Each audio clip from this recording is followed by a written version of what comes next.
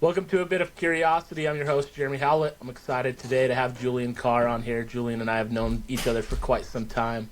But to give him a little bit of an intro, Julian's a soon-to-be dad, which we'll get into a little bit. Professional Hey, skier, close that. also an epic ski cliff jumper. He's a mountain runner, entrepreneur, race director, X Games gold medalist, rider. Also holds 2 world records in cliff height on skis. In the summer, he's either directing epic mountain races or out running, and in the winter, you'll find him skiing and hucking off big cliffs all around the world. He's also working on the side, restoring classic Broncos, and then he's got another startup rolling that does retro-style mats for classic cars. Julian, it's great to have you. Welcome. Thank you very much, man. Really excited to sit down and chat, man. Yeah, likewise. So one of the things that I like to do right off the bat is let's get into a big question, right? Like we want to dive into our curiosities here. So tell us a little bit. So, like, what's it like to take that leap when you're hucking a cliff on your skis? Like, it's one thing it's to jump into unworldly. water, but another thing like into some powder. Like, talk us through that.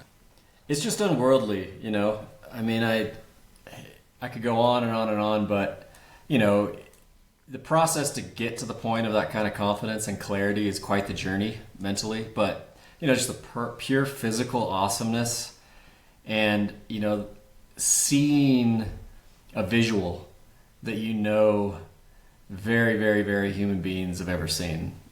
It's just quite a treat. It's just a strange thing to process because we really don't have any cognitive processing for that kind of experience. So it is literally so bizarre, but so beautiful at the same time. It is crazy though. Yeah, I think, I like there's guys that are jumping off of stuff with squirrel suits and parachutes and kites and all kinds of stuff, but when you're hucking a cliff, like you're just free falling. Yeah, when you serve yourself up with no, you know, literal safety net, and you have to rely completely on your own assessment abilities and abilities in the air to land in a way that you know you're going to be okay. Like I said, the journey to get to that kind of confidence and clarity is empowering.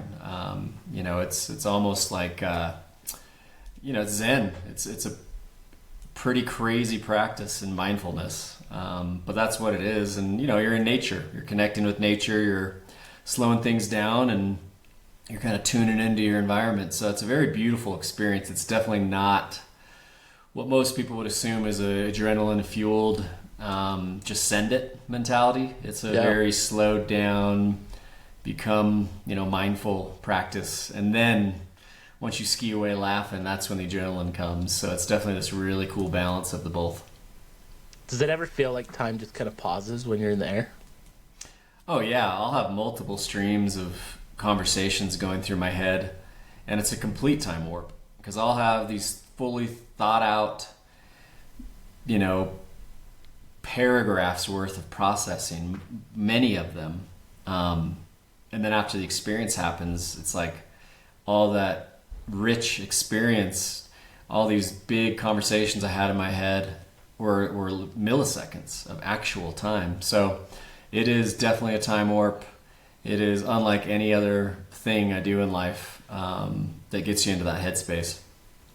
Yeah, that's crazy. So how does that mind shift, how does that mentality, that mindfulness, how does that translate into other areas of your life? You know, just the art of seeing something from A through Z and visualizing it and thinking things through to the point of 100% clarity has certainly trickled into my life with the businesses I've founded, my personal relationships, and just, you know, my character in general. So very grateful for, you know, my gravitation towards doing something that requires that much comprehensive mindfulness, because it's certainly shaped my character.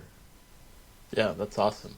Well, so my first introduction to you, let's see, we've known each other for a dozen years probably at this point, right? And Yep. my first introduction to you wasn't as a skier.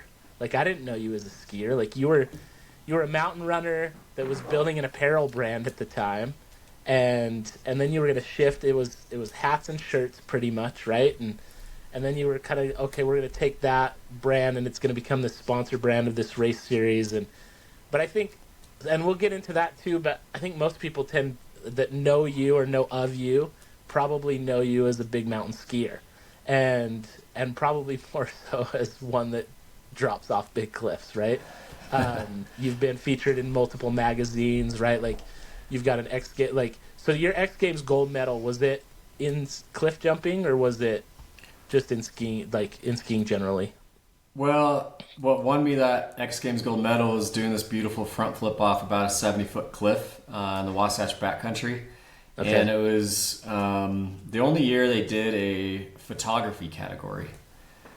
So it was pretty awesome. There were, thousands of entrants, and then it whittled down to 7 finalists. And they had big photos up in the village in Aspen. They had voting. And then I thought that when I first heard about it, I was like, it's not going to be like a main event kind of thing. I'm like, it probably won't be that cool, but sure, And we did it, and then when it actually became part of the finalists, we were the only American duo. All the rest were from various other countries, and the attention on it was actually almost overwhelming. I was very surprised, and then it was a part of the main broadcast. They did an interview. Primetime X Games got the full-on X Games medal sent to me. Good prize money, all that good stuff. So yeah, that's awesome. Ended up being a very cool X Games experience. I thought, just because it was a photo category, it would just feel very removed and not a part of the whole show, but it was actually the opposite. So quite honored to be able to say I got that X Games gold medal. That's rad. So front flip off of the 70-foot cliff. To kind of take us back, when was the first time you decided, okay, I want to jump off something of decent size? When I was in high school, I had a buddy that was like, hey, let's go learn to snowboard. So we grabbed a couple of boards and we'd go up to Snowbird right below the resort, and there's a mine shaft up there. I don't know where it is today. I'm not even sure. You probably do, but we would go jump off of that thing, right? We'd hike up, we'd strap boards to our feet, right? And we'd go down and we'd jump off of this, and it was cool. It was a little bit of an adrenaline rush, but we're talking 6 feet maybe, right? That's nothing, right? But when you decide okay, I'm gonna go something bigger than a basketball hoop, at that point I feel like you're dropping off something decent. But then you start to go 40, 50, and what's your highest is now 150 feet? Is that right? 220. 220. Okay. So. But at what point are you okay, this little bunny drop off of 12 feet isn't doing it for me. I want to go something crazy. Well, I mean, that curiosity and, just gravitating towards that whole concept, every human being wants to fly through the air, just because we're not built to, and it feels amazing. And ever since I was a little kid, same thing. I was always trying to find catch air. I just loved catching air. I had a trampoline in the backyard. I lived on that thing. Yeah. I did lots of gymnastics. I'd always get distracted by the foam pit. I was constantly jumping into the foam pit, climbing up into the rafters when the instructors weren't around, and bomb dropping 40 feet from the rafters of a warehouse into the foam pit. I just intuitively knew how to relax my body, and that the foam would take that impact, and that I'd share kind of my energy with the foam and not be a tight, wound up piece of energy falling into it. I'm I gotta spread out my energy with this foam and it'll be completely fine. I just understood that as a little kid. And so I had a roof jumping club with my buddies in my neighborhood, so we'd cruise around little 8-9-year-olds and try to find roofs to jump into, sloped grass hills and whatnot. And yeah, what does that look like? Walk us through. So a roof jumping club, I'll confess, I jumped off my roof, but it was onto my trampoline and I felt relatively safe, right? There you go. Springy. But jumping off a roof onto a sloped hill, just jump and roll, is that the idea? Yep. Yeah, we called it. How many of you broke bones doing this? There's a few bloody noses, a couple broken fingers, a couple, this and that. But for us that really stuck around, we called it an Akita roll. And it was just collapsing your weight and rolling with that energy of coming into impact with the ground. And with the sloped angle, you wouldn't feel it. So I think I've just always loved catching air. I mean, I remember sledding when I was a tiny kid and building like these little cheese wedge jumps, getting like so much speed from the top of the hill. And I'd hit these jumps in my sled, and my buddies would stand under the jump and hold their sleds straight up. And I'd clear them by like 10 feet and then just, blow up on the landing, but relax and barely even feel it. So I just have always loved catching air. And so, it's kind of limited by how big you can go on a sled, how far you can jump from a roof, falling off rafters from 30, 40 feet as a little kid in the foam pit. That's kind of the maximum of what I was able to experience. And I started skiing in 8th grade, and, being in Utah, of course, we have some of the best snow on the planet. And when the powder's deep, that direct correlation of being like, oh, this is a foam pit. Like, Yeah. the entire mountain landscape now with these skis on my feet, it's a big foam pit. It was just a giant foam pit. Just like you said, catching 10 feet of air is amazing. And I just incrementally and slowly increased that comfort zone. I started hitting 5-foot jumps, 10-foot jumps, finding a 10-foot rock to jump off of, and having a ball and crashing, landing some of them, trying 360s, trying flips, trying everything. And by 10th grade or so, I kind of had the hang of skiing. It kind of came naturally to me, luckily, and I had really close friends that were very good at skiing, so I was always keeping up with them and studying their technique. But for whatever reason, I always just kept wanting to expand my comfort zone with airs, and it just kind of never stopped throughout my whole career. So there was never like this, oh, I'm just going to go do a 150-foot cliff out of nowhere. There's certainly a big journey that got me to the point of that whole story of growing my comfort zone from a 5-foot jump in 8th grade on skis to 220 feet 15 years later. But that's all I can say is that the study and the mindfulness and the practice, it all came from that first 5-foot jump. I just kept at it and kept growing my skill set and kept focusing and applying myself, and I was very passionate about it. And next thing you know, and it's crazy to say it, but I was comfortable with the 200-foot cliff, and that's absurd. That's totally absurd. I get it. Well, I think and to your point, like what we mentioned earlier, right? Like it translates into other things, right? Like when we become comfortable with just the mindset of it, right? Like obviously you're physically capable to do it. You've practiced, you've done a lot of it, right? There's the physical side of it, but a lot of it comes down to the mental side of it. And in this aspect, it's not like a Michael Jordan, I'm going to go out on the court and I'm going to play harder than you. But it's this like just transcendent moment almost, right? Like stepping outside of the body and saying, okay, like one of the things that you pointed out that I think is super interesting, right, is that you taught your body to relax, right? Like, and I think, and that's powerful, right? Like a lot of us, when we try to do some of these things, right? Like I've never done a flip on a tramp, because I just get so nervous and my body tenses. That right? Like, but that tenseness also not only prohibits me from doing it, but it will also cause me to get hurt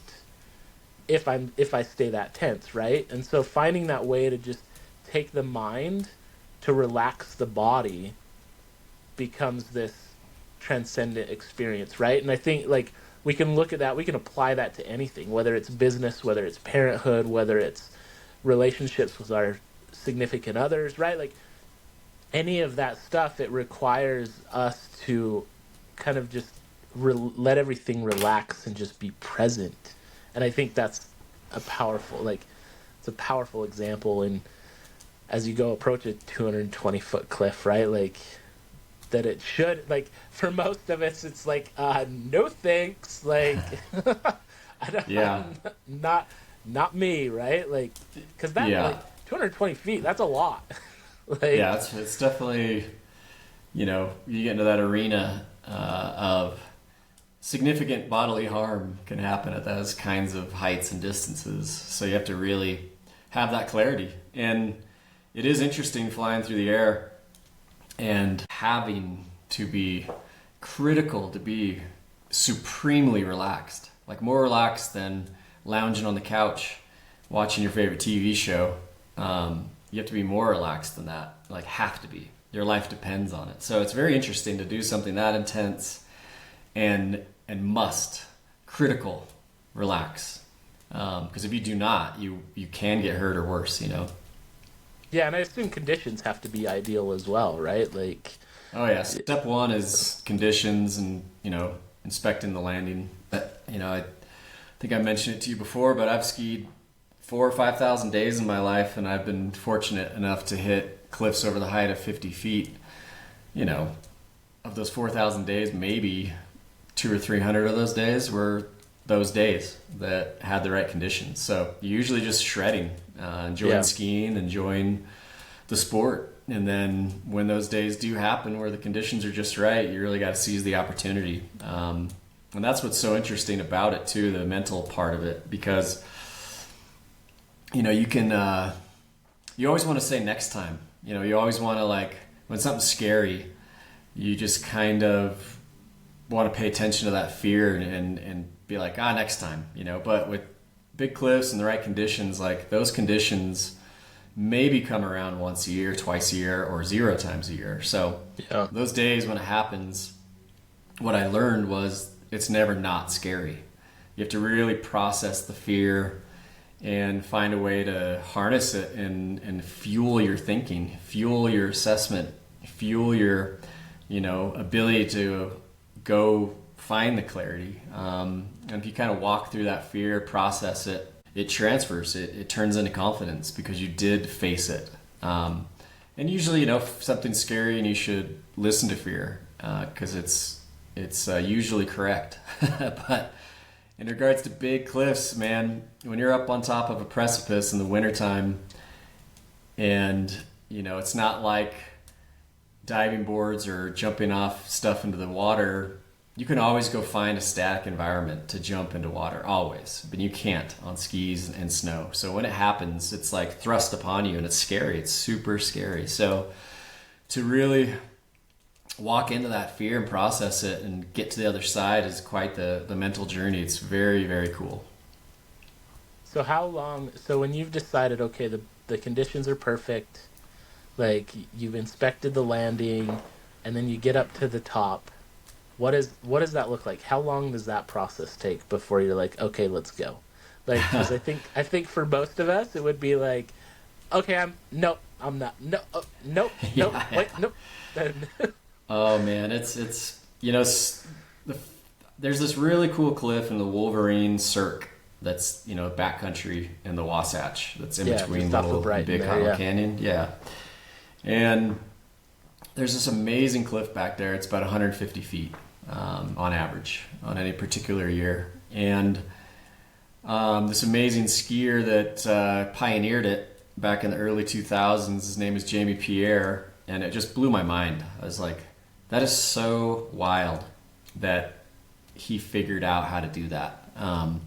And he'd done quite a few other pretty big cliffs. And at that time, my comfort zone and cap was around 50 feet. So seeing a couple of these guys, and Jamie in particular, hitting these bigger cliffs, I just couldn't it just made no sense. It was impossible.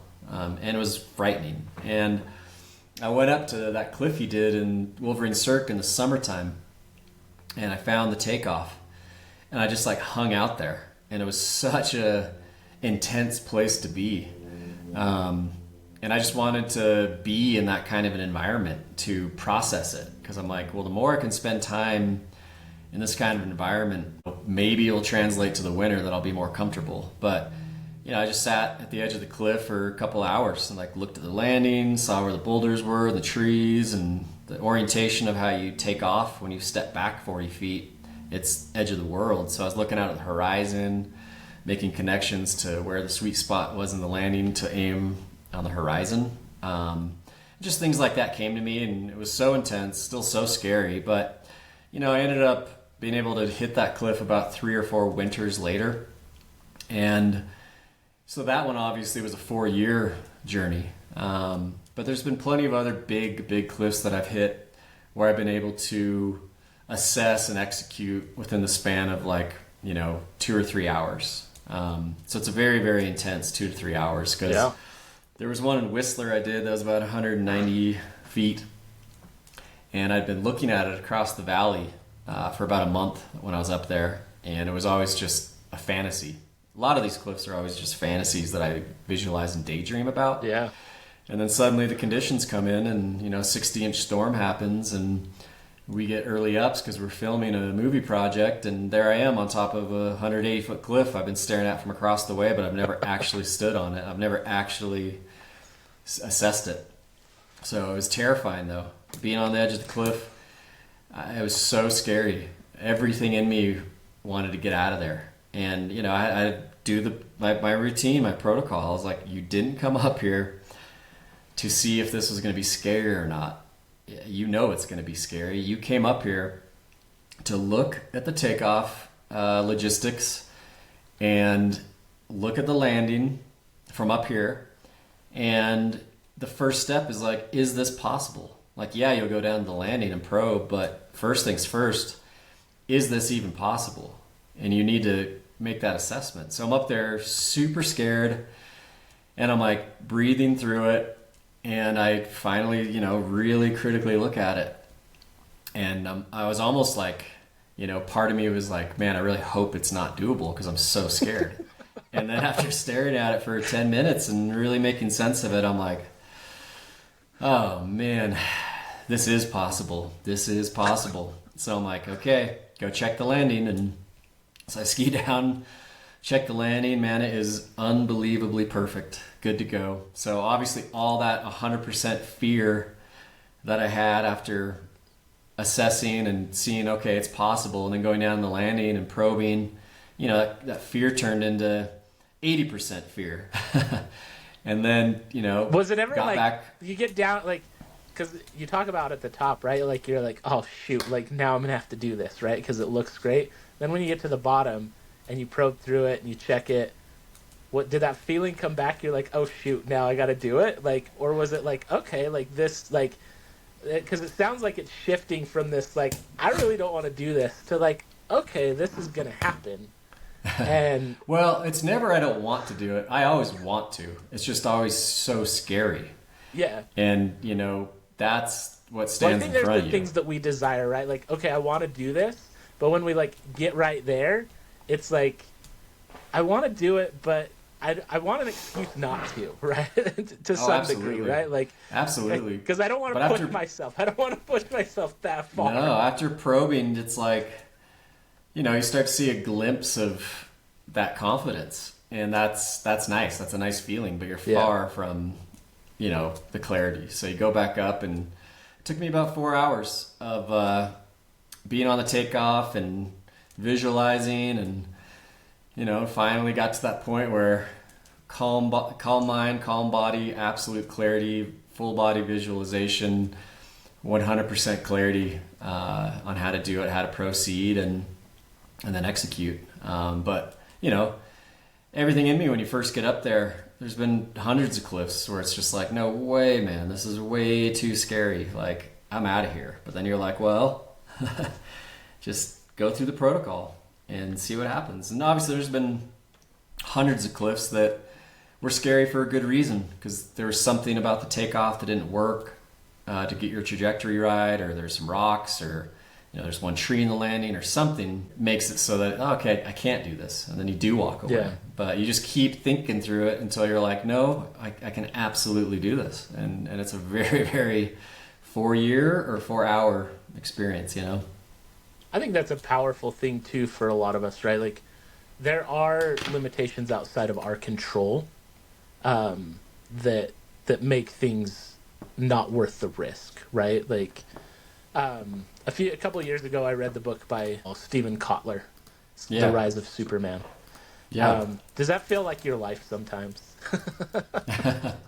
Well, I've actually worked on a workshop with those guys. We did a 3-day workshop where we did, you know, those guys are fascinating, and, you know, their ability to think through kind of where some of these athletes' minds are at is very cool. So it's very fun to hang out with those guys for a few days and try to transfer some of those very cool lessons and things that, you know, are part of how I proceed with dangerous stuff to just some ordinary people who were there that were very interested in that kind of stuff. So it's fun to try to transfer some of those things to, it doesn't have to be something crazy, you know, it can certainly be just your everyday life, or whatever skill level you're at in any particular sport, including skiing. Like, Yeah. you can certainly apply those things because, you know, like I said, listening to your fears is usually a good idea, but sometimes some very profound things can come from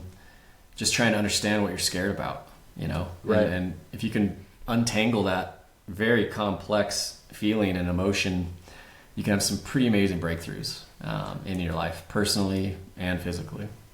No, I love that. I think that's a powerful statement right there, Julian, is like analyzing our fears, right? Like, what is it that scares me, right? Like, is it just the drop, or is it actually like I'm afraid because this cliff doesn't feel safe, or there's stuff at the bottom, right? Like, or am I just afraid of the event itself, right? Or am I afraid of standing up in front of that 1,000-person audience and giving a lecture? Like, is that what I'm afraid of? Or am I afraid that I'm going to trip and hurt myself on the way up to the podium or whatever, right? Like, if I'm just afraid of the thing itself, I need to figure out a way to overcome that. But if there's like other things outside of that, right? Like, maybe I'm afraid because I don't know this subject that I'm going to go speak on, or I don't know enough about this business. Okay, well then I need to go learn, I need to analyze, maybe I got to find a different cliff, for example, right? Like, and I love one of the things that you pointed out, like you were hucking 50-foot cliffs. Like, this was, okay, I'm comfortable here, right? Like, this is good. But it was seeing somebody else that had been there, right? Somebody else that had pioneered it for you. And you've now been able to pioneer certain things. But it was that initial pioneer. And that's what I like.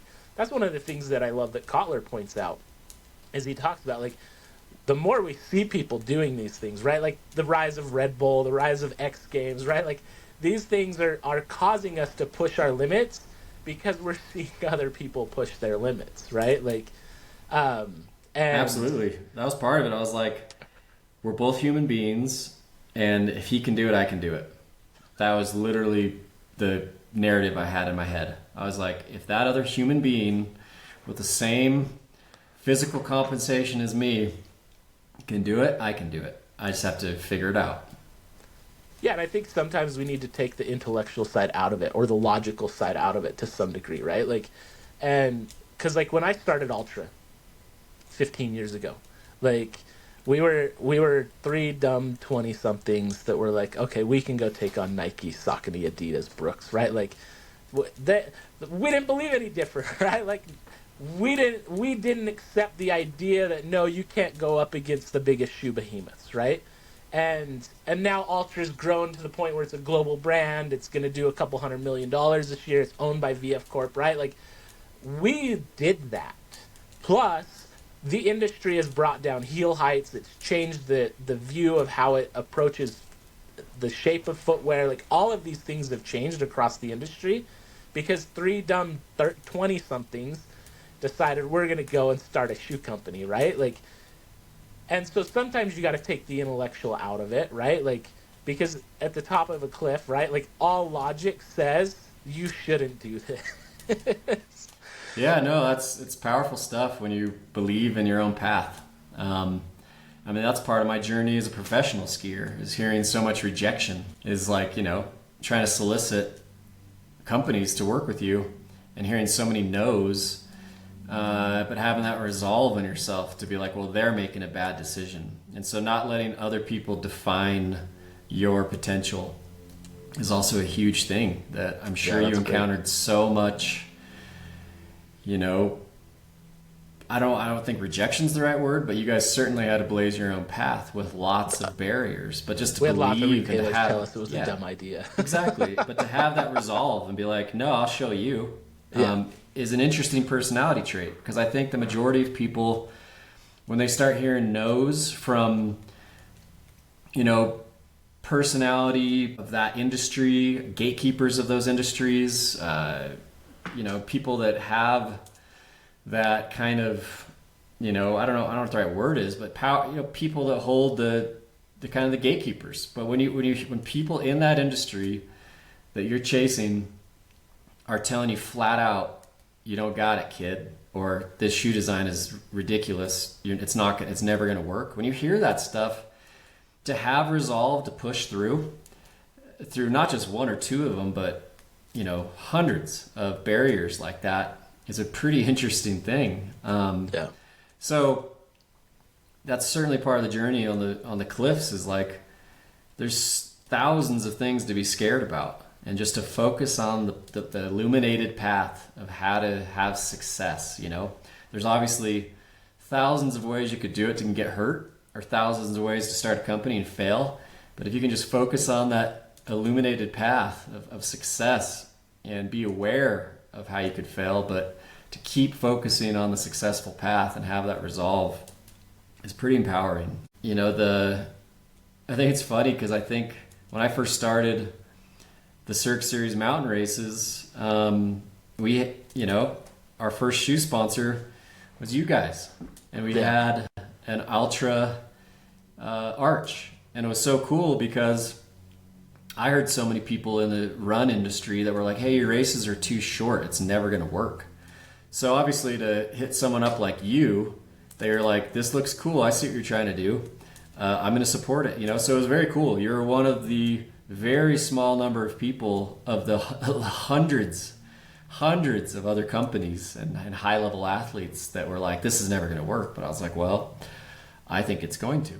So that's what I mean. It takes that resolve, and you end up connecting with people that do see your vision, or you get enough traction, or you get enough, how to just show that, some kind of like proof of concept that suddenly people are like, oh, I get it. And then suddenly you believe so much in your idea that other people start to. And like you said, you've helped shape the entire shoe industry globally in certain ways. And so it's such a cool way to live. And along the lines of what you just said too, about just three college kids from Utah, have put an impact on the shoe industry globally. I've always been fascinated with, throughout all of human history, billions and billions and billions of people are at the benefit of such a small number of great thinkers and inventors, So we all live this great privileged life. And when it really boils down to it, all these great inventions and breakthroughs throughout all of humanity have been such a small number of people. So why not let it be you that does something interesting or different or impossible? Why not let it be you that it shapes the shoe industry? Like, it is just such a small handful of people that shape what everybody experiences on this planet. So it's pretty cool to have a little taste of that. As far as the human experience goes. Absolutely. And I think we talk a lot about mindset, right? Like mindset has a lot to play at that, right? And getting in that right mindset, kind of assessing our fear. I think that's if I'm going to take a nugget from today's podcast, right? It's okay. Let's assess our fears, right? We have fears, but why are they there? Why do they exist? And then, okay, is that a real fear? Is that a worthy fear, or is it a fear that's just holding me back because I'm afraid of the unknown, right? Dropping off 220 feet, right? There's a lot of unknowns. You can do all of the work, right? Okay, I can take all the variables out, and okay, the bottom looks good, right? But there's still some unknowns, right? Absolutely. And so but it's working through those unknowns, and I think finding a practice of mindfulness, prayer, whatever, meditation, whatever that looks like, right? Yoga, in a regular journaling, in a regular consistent basis, can help get us to that place where we can truly analyze our fears, and then hopefully push through those fears. And I think there's a lot of opportunity to do that, right? Like, and there's like, any of us could do anything. Like, I firmly believe that we can do anything. We can do whatever we can dream up, we can accomplish. But it's going to take a lot of work. It's going to take a lot of fortitude, right? Like, it's going to take a lot of just mental effort and energy to make that happen. But we have to get to the mindset where we can overcome those fears.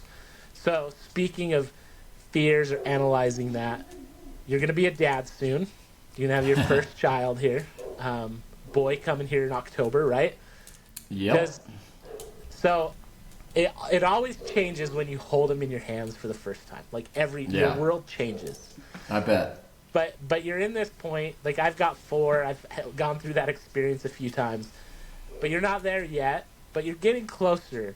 Does it feel like you need to make a shift to the way that you approach some of these, like, more extreme adventures? I think the curiosity is still strong in me. And like I've said, it's a practice in mindfulness, and I value my own health immensely. It's not even a love of skiing. I just love to be a healthy human being, and to have a long, healthy life with my child, and to show him mindfulness, show him what can be achieved safely by mindfulness first and physical after. I look forward to we live at our cabin up here at 11,300 feet, and we have these, it snows a lot. So I already can't wait to, like, show them how to safely jump off our deck into the snow and stuff, and to show them all the parameters of when it's very dangerous, and how it can be done safely. So I'm already excited to just show him life, and things that interest me, and always lead with the mindfulness of it. So I can't wait to transfer along those lessons. Will I be just as interested in, seizing the opportunity when the snow is really deep and I'm out skiing and I have opportunities to do big cliffs? I don't think it's going to change, just because, like I said, it's 100% clarity. And I want to be able to show my child that you can live like that, safely. So, I think it's just a personal interest equation. If I stay just as interested in putting my energy and my passion into those pursuits, because I think it's just a bandwidth thing. Because it does take everything you got to chase those experiences, because you have to apply yourself completely to put yourself in those positions. So we'll see if my passion stays in that lane, because you certainly need it to have those experiences. But regardless, I just can't wait to transfer those lessons on to my kid. It's going to be a blast. That's awesome. So you talk about transferring those on, right? Like, did you receive those lessons from somewhere, or did you just get them through your own personal lived experience and just kind of discovering it on your own? Well, it's pretty funny, because throughout my whole childhood, my mom was always, just very creative, always creating things around the house. And so I loved the idea of creativity. And then my dad was always taking me out on big hikes in the Uintas in southern Utah, 12, 15-hour hikes. And just finding that rhythm, finding a breath, and being out in nature became a part of who I was, and camping underneath the stars in southern Utah. And then, whenever we'd see a lake, for the most part, my dad would always go look around and find a safe place to go. He would love to swan dive. And he got up into the 70, 80 foot range swan diving into lakes. So as a little kid, I'd watch him assess, and he'd talk to me about how he did it and his game plan and the way he decided it was safe. So I absolutely saw my dad swan diving into pretty big dives into water. And I think just the whole comprehensive being out in nature all day long, and starting to tune into the environment and you know, rationing your food, rationing your water, understanding where the sun is in the sky, and really being a part of nature. And those cliff experiences of him jumping into water, I just saw that as another way. And he kind of talked to me in this way, was that it was just another way to experience nature. We're able to tune in to your environment in just a different way. Usually we're out hiking or things of that nature. He's like, this is just another way we can communicate and hang out with nature. It can be safe. So yeah, I think him doing that was definitely a cornerstone. Like I said, comprehensively, just being out in nature so often and trying to understand, you know, what other secrets, you know, you can tune into when you're out in Mother Nature. Yeah, I love that. I love, like, there's a couple of key things, right? Like, one, you saw, like, you were witness to your dad doing it, how he assessed it, right? Like, you kind of learned, okay, like, don't take unnecessary risks, but assess it, understand it, right? Like, and then you can do big, hard things. But then also just the being in touch with your surroundings, right? Like, being aware, knowing what you're doing, right? Like, I on one of my earlier podcasts, I had Joe Morton on, and he's done some cool things. And one of the things that he talks about is just being in awe and of our surroundings. And this morning I was on a bike ride, and I was just riding down Redwood Road here in Utah County, and there was a whole herd of antelope in the field, and I just kind of slowed my ride and just enjoyed watching these antelope out in the field, because I've seen them there before, but it's been years. And my daughter pointed them out the other day, and I missed them. I didn't see them. But then as I was riding, everything slows down when we're on foot or on a bike. Like, it's so beautiful how much it slows down. We get in a car and we rapidly move past life, right? Like, a lot of times these machines, yeah, they get us from point A to point B, but sometimes too quickly. And so, but as we slow down, we can really analyze and see our surroundings and enjoy and be in awe for what's around us. And I think that's great. I love that your dad did that, right? And you hit on your mom's creativity, right? Like, that's another way to be in awe and be present in our surroundings, right? Like, for some of us, it's like, okay, nature may not be the thing, but creating is inherent within all of us. We all have the power and ability to create. And as we lean into our curiosities and we look and, okay, what can I create? What can I make, right? Like, whether that's sewing, whether that's painting, whether it's sculpture, whether it's creating awesome imagery, right? Through photography of doing a flip off of a 120-foot cliff, or like whatever that might be, right? Like, find ways to creating a business, creating hardware, software, websites. Explore that, right? Like, dig into that. That's awesome. I love that. Those were two great parental examples for you.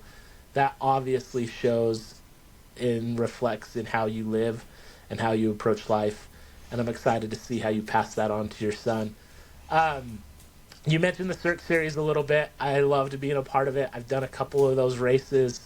But I can tell you, anybody that's listening, that those are not easy. They may be short on paper. But that's what's great. Like, I think that's what's great about your series, right? Is you're doing it in these epic, iconic locations, and yeah, they may be 4 to 6 miles, whatever, right? Like, but it's 4 to 6 miles with a few thousand feet of vertical climb, so it'll work you over.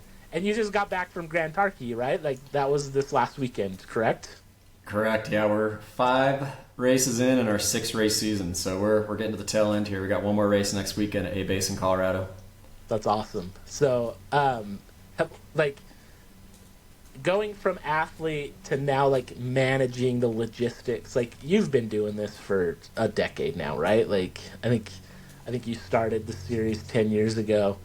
How is that? Like, is it ever hard to be like, okay, I just want to be out running it. I don't want to be, or maybe you get enough when you're going and marking the course and doing stuff beforehand. No. But are you ever sitting there on race day? You're like, okay, like, this is cool, but like, I'd rather be out there with everybody else. Well, it brings me so much joy to see so many people having a genuinely good time. When you walk around and just see people beaming with happiness, is an amazing feeling. So to share the way I love to go out and have an adventure in the mountains. Our average race is 7 miles with 3,000 vert, and we always summit a serious high alpine peak. So it's a very cool mass experience for everybody to go summit a peak together. So when we're all down on the finish line hanging out before the awards and hugging and high-fiving and chatting and getting to know each other, just seeing that much happiness is incredible. And I've made a point ever since the first race in 2015 to run all the races. So although, throughout the week from marking the course and doing course preview videos or, getting up on the mountain to check stuff out, or obviously the hundreds and hundreds of people I need to communicate with on the logistics side, I still find great satisfaction in participating in the race. You still are racing all the races yourself. I ran them all. I have my staff radio in one hand, and it's an audit. It's a course audit. I'm sampling the product, of course, but yeah. I'm usually needed. I'll fix one of our arrow signs, making sure our flagging is the way it should be in all the key intersections. I'll help aid station people if they're backed up at all. If there's an injury on course, I always go and get hands-on to assist. And then where we place our volunteers and course marshals and EMTs, I always make sure they're in the right spot. So it's a working lap, absolutely, but I still find great satisfaction in doing the race. Because when I first created them, I got hooked on hiking Mount Olympus in Salt Lake there because I lived right by the trailhead, and that's 5 mile race with 4,000 verts. It's so demanding physically. It's crazy. But the experience you get as far from a mountain adventure perspective was wild. It's still such a surprisingly doable mountain too, though, which is right. Like it's so straight short up in a lot of spots. Yeah, but it's so doable. And that's why our races have worked really well, because I saw this path of like, hey, this is going to be super challenging, but, it's not an ultra. You're not out for 20 hours. It's not a 50K. You don't need to be elite. You don't need to put in a ton of training. This is still going to appeal to people that do, because it's still very hard. But, kind of the average person can hop off the couch and bag a peak. So that was kind of my vision, was like, hey, I want all ages, all abilities, and the pros there. Like, there's no reason why we all can't do this peak together. So it's been cool over the years to, same thing, have that resolve, believe in the vision, and now here we are. We host the USATF Mountain Running National Championship at our snowbird race. Races are sold out, and it's just really cool now and fulfilling, gratifying to see the races now are at my original vision. So it's very fun to be in the same high alpine place as I am on skis in the winter, but to have it in the winter or in the summer, it's, without having to worry about avalanches, it's such a, although inherently dangerous place to be still, much less dangerous to be up in those places in the summertime when you don't have to worry about the avalanche aspects of being up there. So it's just so fun to share my love with the high alpine year round with so many more people now. We've had ages 6 through 82. That's awesome. Which is just awesome. That's so so to see cool. A little 6-year-old, it's amazing. We had a 6-year-old 2 years ago in our Alyeska race, and that race is very technical. We see 7 and 8-year-olds almost every race, but this Targhee race we just did last weekend, we had another 6-year-old. So just to see the joy and the triumph in those little kids' faces, it's just unbelievable. Like I said, it keeps me motivated to keep plugging away and making sure we produce the races very well. That's awesome. So you're at 6 now. Are there plans to expand, or are you going to kind of keep it at 6 for a while? We had 7 for a couple of years. So we were actually doing a race out in Switzerland, but we held off this year. We might bring it back. We'll see. It was just a lot of added logistics to go produce a race internationally. But we'll probably bring it back. But I think we're going to add a race in the Northwest. That's kind of the target zone, the highest on the priority list, and also out east. So I've always had it pretty content with the 6-7 races we've had over the last 4 or 5 years, but always been looking at the northwest area and out east. So I think we're going to go for it in the next couple of years. Cool. There's no big circs out east, but Well, that's part of the fun of and the challenge of creating these races is finding and establishing routes that are super cool. And I've definitely found little gem zones out east that actually have some pretty technical zones. So I'm pretty excited to figure it out. There's some fun little mountains out there. Yeah, so little. we just like to make fun of them from out west here because our snow's way better than theirs. Oh my gosh! Don't get me started on snow. I mean, those poor guys. Julian, I want to wrap with a few rapid fire questions. So I want to hit you with these. You can answer as long or as short as you want. But let's just kind of roll through them and then we'll wrap. So, cool. So we talked a lot about fear today, but what frightens you? Oh man, I think not like maximizing potential for me or for any human being. I feel like we get so complacent, we get so in our comfort zones, we get so like pacified by all the thousands of things that are entertaining that I feel like so few of us are maximizing our potential. So I still feel like I have a long ways to go and I battle the feeling of not being productive enough. And I feel like humanity, certainly, there's a lot more potential to maximize. Life's been made very easy for us, and sometimes that's to our detriment. So, what inspires you? I think nature, being out there when you feel human and you feel primal. I always feel inspired. That's awesome. What gives you hope for the future? My little baby in October. That's awesome. Yeah, I think there's a lot of concern in the world of bringing children into the world just because of the calamity and chaos, but it's such an amazing place still, though. Like we talked about, I feel like maybe it'll be your child that's part of the network of human beings that make an impact in the other direction, that makes an impact in the world that betters humanity. Like, not everyone needs to be stuck in those confines. I feel like being afraid to have children because of the state of the world means you have no confidence in your own child contributing. That's where my head is at. Like, maybe my child will contribute. Like, maybe they'll be the ones that make a difference. Like that's where my head's at. Yeah, that's deep. That's beautiful. I like that a lot. What is something that you would want to tell your 18-year-old self? Oh my goodness. I would say, I don't know. That's a challenging one. Man, I would say life is going to be amazing and give myself a high five. Okay, awesome. What book are you reading right now? I'm reading a book about these Arctic explorers in the late 1800s on the USS Jeannette, and just the intense journey that their whole crew had up in the Arctic. Interesting. Cool.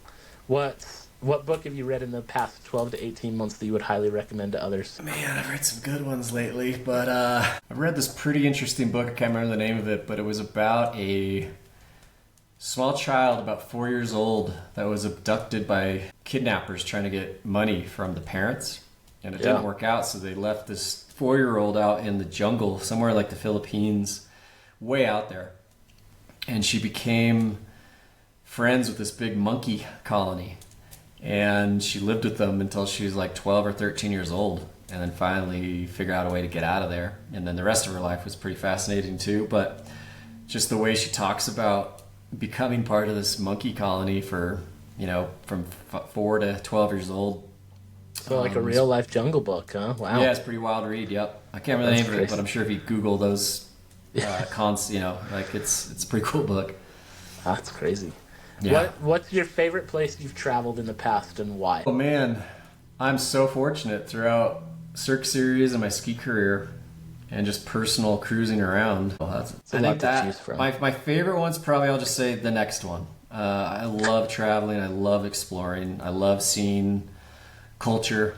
I love seeing the world at large. It feels like it's the biggest thing to keep you humble and to understand how big this planet is and how many amazing traditions and customs and thoughts and beliefs, and spectacular, wild places, and also challenging places to be when you see places that aren't inspiring, and that are necessary parts of supply chains and keeping 7 billion people on this planet happy, to see and just be exposed to what is beautiful and the necessary uglies, I guess you could say, to keeping 7 billion people a part of this big network on this planet. It's like I said, equal parts inspiring and just eye-opening. So I'd say that my favorite place to travel is probably the next. I like that. I like looking forward to that next adventure. I'm excited. I get to go to Costa Rica next week, so that'll be a fun adventure. I've been to Mexico, but more the resort side, right? So it's not like, but so to get to Costa Rica and get to the jungle a little bit and explore, I'm really excited. Be so fun. Real quick, you know what I did last year after our Engelberg race in Switzerland? Yeah. My wife and I went to Greece, and we rented a car and drove up to Mount Olympus, and we hiked Nice. the real deal Mount Olympus. Yeah. So it was kind of cool to kind of just, circle the dot there, because obviously I wouldn't have started Cirque Series without falling in love with Mount Olympus and Salt Lake. So to hike the real one was pretty cool. But that's awesome. You're going to Costa Rica. I've actually done very little travel in those types of places on the planet. I'm always like a wintertime traveler, or high alpine mountain traveler. So going to the jungle and stuff is certainly on the list. I hope you have a blast. Yeah, Greece is on the short list too. I haven't been there yet, but that's definitely on the short list. So I look forward to the time we can get out there. My daughter is like, "Yeah, let's do Greece for my senior trip," and I'm like, "Yeah, we could probably do that, as long as we get to do it my way." Yeah, we went to like all the stereotypical places in Greece as well, like all the Parthenon, and checked out I can't remember the name of that little coastal village that has all the pools that you look over the whole ocean. Oh, okay. Yeah. It starts with an S. I can't remember, but anyway, Greece it's not Santorini, awesome. Is it? Is it Santorini? Yeah, Santorini. Yep. Okay. There you go. Yeah. Yep. That's also quite cool. Yeah. No, it's a beautiful place from what I've seen. I'm excited to go explore it sometime here soon. So. Yeah. Julian, it's a pleasure. I appreciate your time. This was a lot of fun. I love your background. I love what you've done. Hopefully people have gotten some things that maybe not many of us are going to go hucking off 150 plus foot cliffs on our skis, right? Or ever in any form or fashion. But the way that translates and that mindset can translate to the rest of our lives is powerful. So if people want to follow you, if they want to keep up with you, check out probably Instagram, Cirque Series for the running company. Come out for a race. And Julian Carr for skiing and my general mountain adventures. If you want to check out my Broncos, check out Blake Broncos. And if you want to check out my retro floor mats, check out Doja Mat. Cool. And Julian Carr will probably get taken over a little bit here in the next couple months with more baby pictures. So it just might. Well, it's gonna awesome, man. Be any parting words for us? I'd say stay curious. And people are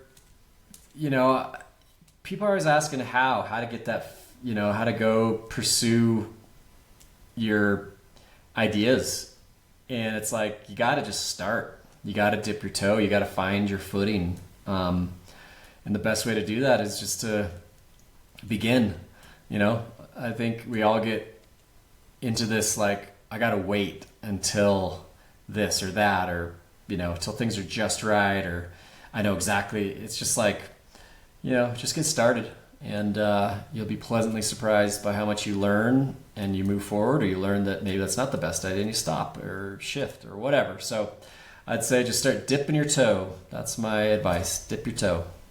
I appreciate that. I think the ending words of beginning are great. We could spend another hour on just talking about getting started, but that's awesome. You've gotten started on a lot of great things. You've made some good things happen. It's exciting. I appreciate it, Julian. Thanks for coming on and joining us here on A Bit of Curiosity. You bet, man. Thanks for having me on. My pleasure.